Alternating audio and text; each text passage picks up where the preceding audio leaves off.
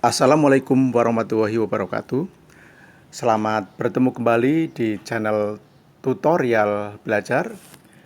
Konten berikut ini tentang soal penilaian harian teks deskripsi mata pelajaran bahasa Indonesia kelas 7 semester 1 SMP dan MTS.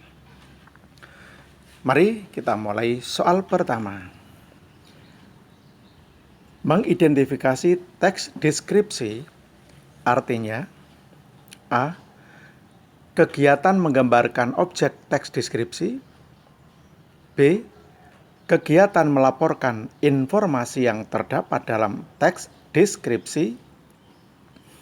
C. Kegiatan menentukan ciri-ciri khusus teks deskripsi.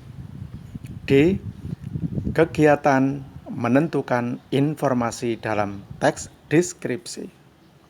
Nah, untuk menjawab soal ini harus dipahami bahwa mengidentifikasi artinya kegiatan menentukan ciri-ciri khusus. Jadi jawaban yang benar adalah C. Kegiatan menentukan ciri-ciri khusus teks deskripsi.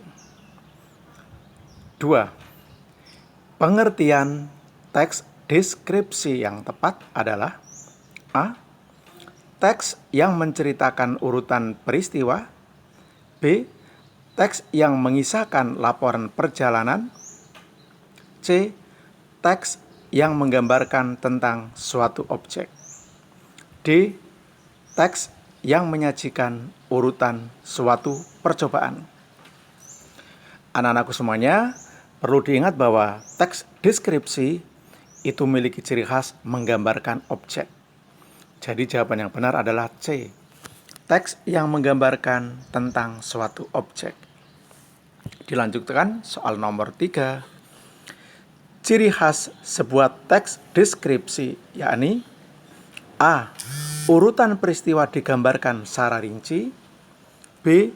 Penggambaran objek secara rinci. C.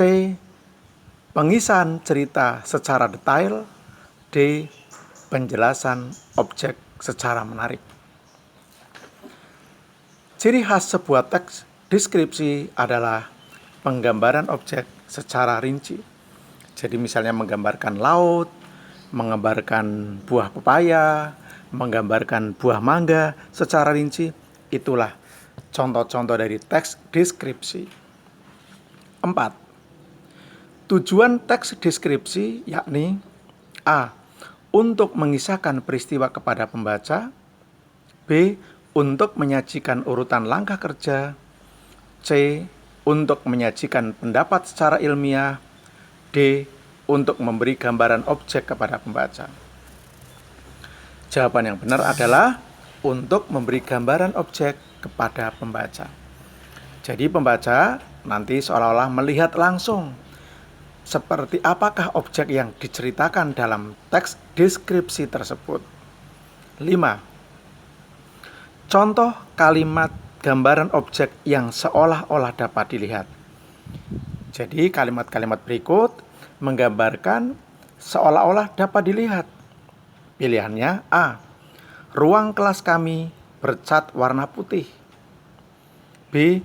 Bunyi seruling itu sangat merdu. C. Udara pagi ini terasa sejuk sekali. D. Angin semilir pagi ini menyejukkan hati. Jawaban yang benar adalah A. Ruang kelas kami bercat warna putih. Sebelum saya lanjutkan, silakan di-subscribe dulu, likes, dan nanti pada akhirnya diberi komen. Silakan dibagikan kepada teman-teman kalian. Semoga bermanfaat. Dan saya ucapkan terima kasih yang telah subscribe di channel ini. Nomor 6. Contoh kalimat gambaran objek yang seolah-olah dapat didengar. A. Burung-burung berterbangan. B. Suara radio itu keras sekali. C. Langit cerah sekali pagi ini. D. Deretan mobil macet di jalan. Jadi ada kalimat yang seolah-olah dapat didengar. Pilihannya adalah suara radio itu terlalu keras atau keras sekali. 7.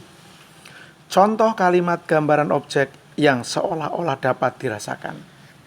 Jadi kalimat ini memberi gambaran seolah-olah kita ikut merasakan. Pilihannya A. Beragam makanan sudah tersaji di meja. B. Air sungai ini sejuk sekali. C. Suara anak bermain ramai sekali. D. Nasihat bapak dan ibu mudah dipahami. Di antara contoh 4 kalimat tersebut, pilihan yang tepat adalah air sungai ini sejuk sekali.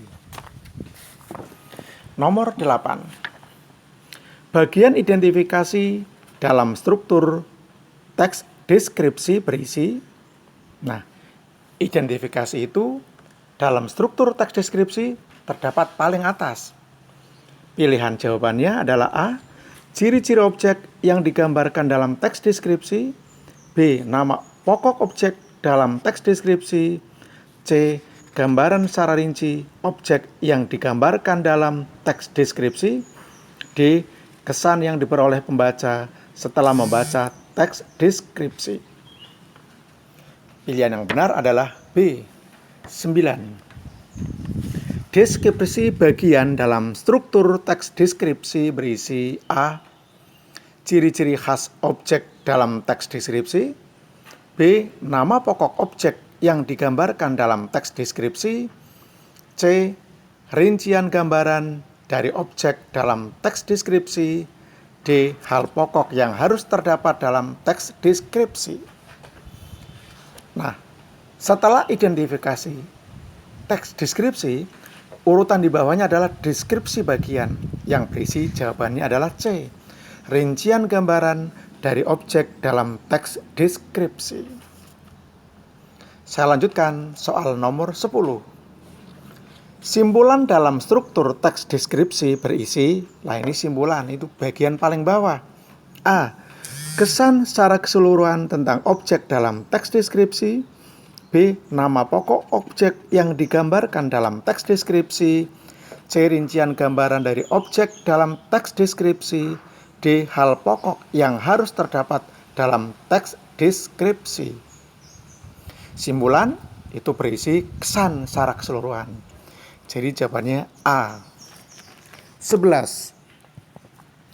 Contoh kalimat yang menggunakan sinonim kata yang bermakna khusus. Sinonim itu persamaan makna. A. Pemandangan di pantai ini indah sekali. B. Matanya bening jernih menatap debur ombak. C. Sejauh mata memandang yang tampak hamparan hijau daun. D. Jernihnya embun pagi menetes di daunan. Jawabannya adalah B. Matanya bening jernih menatap debur ombak. Nah, bening sinonimnya jernih. 12. Teks deskripsi menggunakan kalimat konkret. Kalimat konkret artinya A. Kalimat yang mudah dipahami oleh pembaca. B. Kalimat yang berisi penggambaran objek. C. Kalimat yang menggunakan rincian nyata. D. Kalimat yang dapat menggugah minat baca. Konkret itu nyata. Jadi kalimat konkret adalah kalimat yang menggunakan rincian nyata. 13.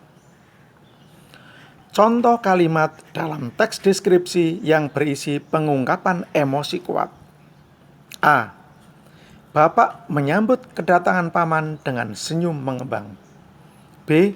Pagi ini matahari bersinar cerah sekali. C. Orang-orang berdatangan ke tempat acara itu. D. Saya harus belajar giat untuk menyambut penilaian harian. Kalimat yang menggunakan ungkapan emosi kuat adalah kalimat A. Yang ada kalimat Bapak menyambut kedatangan paman dengan senyum mengembang. Jadi emosi kuatnya pada kata senyum mengembang. 14. Contoh kalimat dalam teks deskripsi yang menggunakan majas perbandingan. Kita harus maju ke depan untuk meraih cita-cita. Raihlah cita-citamu setinggi-tingginya. Adik menjadi bintang kelas di sekolahnya. Paman pulang merantau ke kampung halaman. Jawabannya adalah adik menjadi bintang kelas di sekolahnya, yaitu pada frase atau kelompok kata bintang kelas. Saya lanjutkan soal yang ke-15. Kalimat berikut ini yang menggunakan imaji visual. Nah, anak-anakku, imaji visual itu, imaji itu daya bayang, visual dapat dilihat. Jadi, daya bayang yang menyebabkan pembaca seolah-olah melihat sendiri. Pilihannya A. Burung-burung bertengger di cabang pohon itu. B. Suara deru ombak membangunkan lamunannya. C. Makanan ini terasa pedas sekali. D. Kicau burung menyambut matahari pagi. Di antara 4 kalimat tersebut, yang menimbulkan imaji visual adalah kalimat A. Burung-burung bertengger di cabang pohon itu. 16. Kalimat berikut ini yang menggunakan imaji audio. Imaji audio artinya daya bayang seolah-olah dapat kita dengar. Pilihannya A. Burung-burung bertengger di cabang pohon jambu. B. Ombak berlari mengejar pantai. C. Makanan ini terasa pedas sekali. D. Kicau burung menyambut matahari pagi. Jawabannya adalah kicau burung menyambut matahari pagi. Ada kalimat kicau burung, kita seolah-olah mendengar suara burung. 17. Kalimat berikut ini yang menggunakan imaji taktil. Imaji taktil artinya daya bayang yang seolah-olah kita rasakan. Pilihannya A. Kicau burung menyambut matahari pagi. B. Suara deru ombak membangunkan lamunannya. C. Makanan ini dibuat berdasarkan resep nenek. D. Sejuknya air sungai ini menyegarkan badan. Pilihannya adalah sejuknya air sungai ini menyegarkan badan. 18. Kalimat utama dalam sebuah paragraf berisi A. Tema sebuah karangan. B. Pengembangan paragraf. C. Pengembangan judul. D. Ide pokok paragraf. Nah, sebuah kalimat utama dalam sebuah paragraf itu berisi ide pokok paragraf. 19.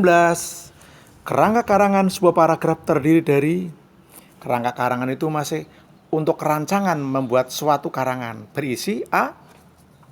Satu kalimat utama dan beberapa kalimat penjelas. B. Beberapa kalimat utama dan beberapa kalimat penjelas. C.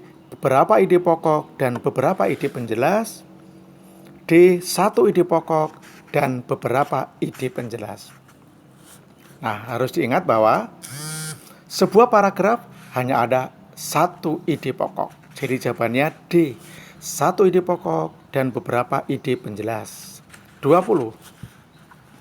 Paragraf yang kalimat utamanya terletak di awal paragraf disebut A. Paragraf deduktif. B. Paragraf induktif. C. Paragraf deduktif-induktif. D. Paragraf induktif-deduktif. Pilihannya yang benar adalah A. Paragraf deduktif. Nah, selamat belajar. Silakan bisa diputar berulang-ulang. Tulis jawaban yang benar sehingga anak-anakku memiliki pemahaman yang utuh tentang teks deskripsi. Kalian juga bisa membuka konten yang terkait dengan teks deskripsi, yaitu tentang identifikasi teks deskripsi dan menentukan isi teks deskripsi, juga struktur dan kebahasaan teks deskripsi lewat channel tutorial belajar. Semoga bermanfaat. Jangan lupa like, share, dan beri komentar yang positif untuk perkembangan channel ini, dan mohon subscribe bagi yang belum subscribe di channel ini. Terima kasih, semoga kalian sukses dan berjaya pada masa-masa yang akan datang. Terima kasih. Wassalamualaikum warahmatullahi wabarakatuh.